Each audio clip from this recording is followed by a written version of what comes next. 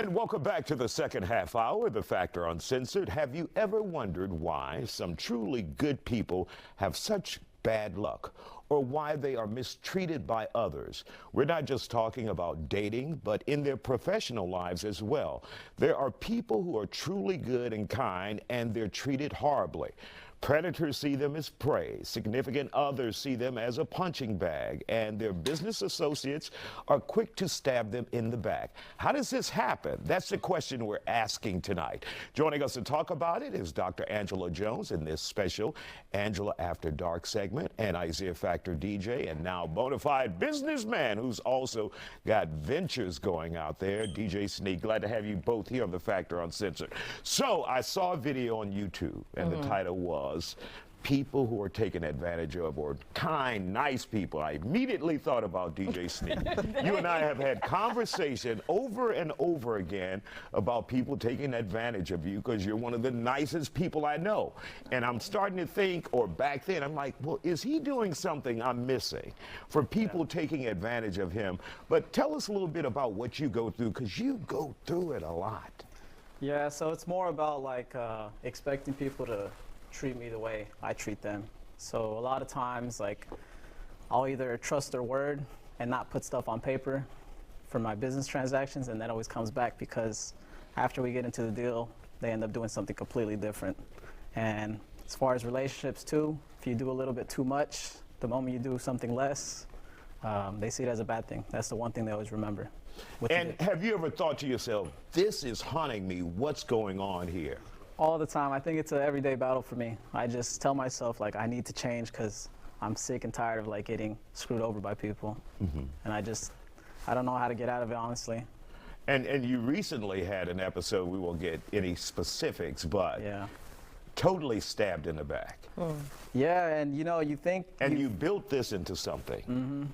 You think you meet someone legitimate that's like you and that has the same views as you, and then that's the one that catches you off guard. Dr. Jones, he is not alone. A lot of people go through that. Yeah. A lot of people want to believe the good in people. I mean, initially that's who we are. We want to believe that people are good and they have good intention. And then unfortunately, you get stabbed in the back once, twice, 10 times. And you get mad at yourself because you're like, why do I continuously get into the cycle of getting hurt? And you feel victimized, but there are some things that I think that you're missing during that process, and you're not learning from the mistake.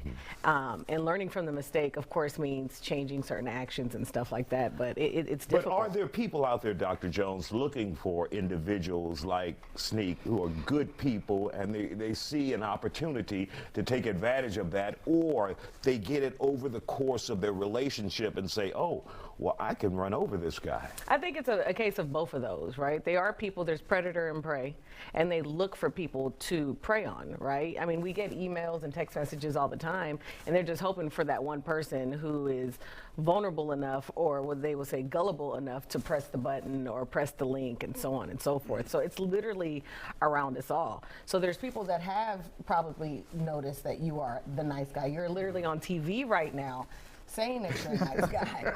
And unfortunately, there may be prey. There may be prey out there that's just like, boom, I know who I need to go to if I want to do X, Y, Z. And now you're going to have to put your defenses up and put some new boundaries up in order to protect your kindness, because we don't want you to become a bad guy. We want you to stay the kind guy that you are, and it is about protecting yourself. And we're going to give him some tips in just a little bit.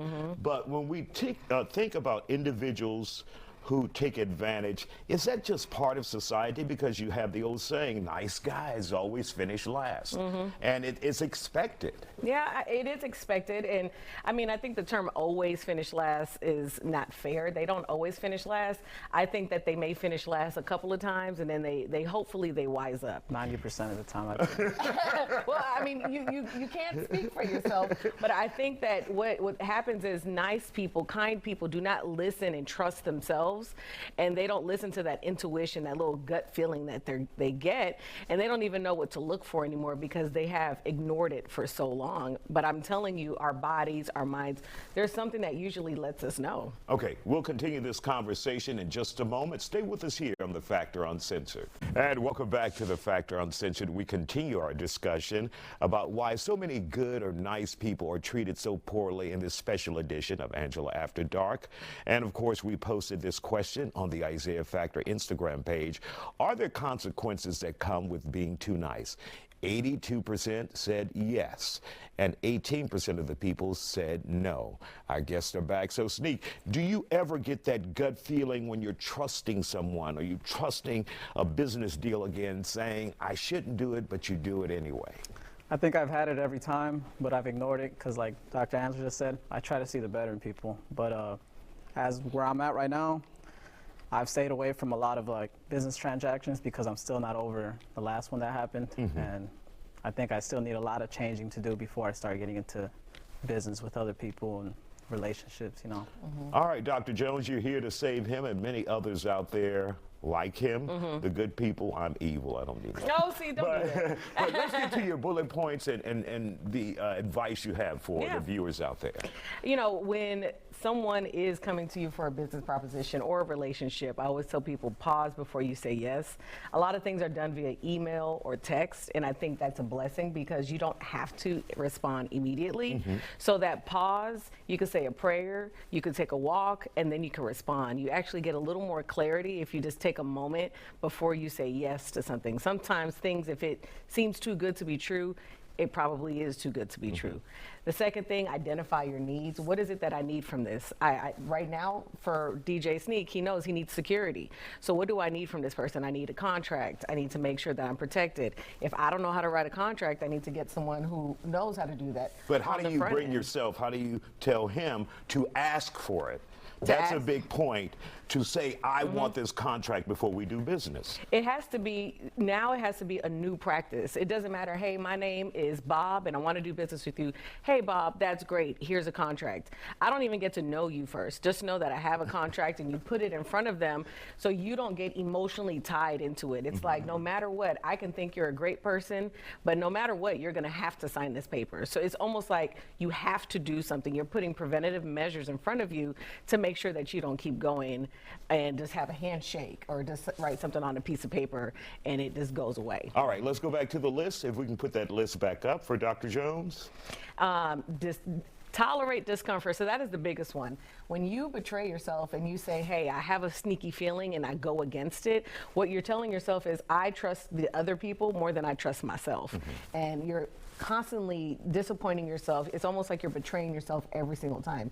You don't need a reason to follow your gut feeling. You just need to follow the gut, and trust me, you'll figure out what the reason is later. And the last one is to reframe your boundaries. Before you, like you said, you're taking a pause right now, think of, what did I do wrong in that situation? I didn't have a contract. I didn't vet the people out. I didn't do a background check. So now you know, hey, my name is Bob. Great. These are the first 3 things I'm going to do before I do any kind of business with you. Before you apply for a job, they don't even look at you. They make you fill out an application. They try to vet you out. It's the same thing. So you're protecting your niceness. You're not becoming a bad person. It's like niceness with a boundary wall around it. And before they can penetrate and get that kindness out of you, they have to go through a certain layer of protection. And that actually takes a lot of pressure off of you. It's like, hey, man, the contract is the contract. I'm still a kind guy, but it says what it says. And that's it. And you actually protect yourself. You can still be kind. You can still be nice, but you have just that extra layer. And of course, you also have to make sure you assess your role in this, meaning here's where I went wrong. Here's what I've done wrong. Accept that and then make the adjustments that you brought up. Absolutely. You know, the thing is, we lead in feelings. When the kindness, you're leading in feelings. But when you're doing anything, even in relationships, you have to lead in logic and what is real, and then you can put the feelings in it first and next. And I know it's hard. It's going to be a practice that you're going to have to start doing even on the small scale, and then on the bigger scale, it'll become easier for you. All right. You think you handle that, Sneak, or what? I'm a villain now. No, you're not a villain. You are still a superhero, but with a cape on. There you go. We want to thank you both and sharing your story, Sneak, and you too, you. Dr. Jones, with the great advice. We appreciate you tonight.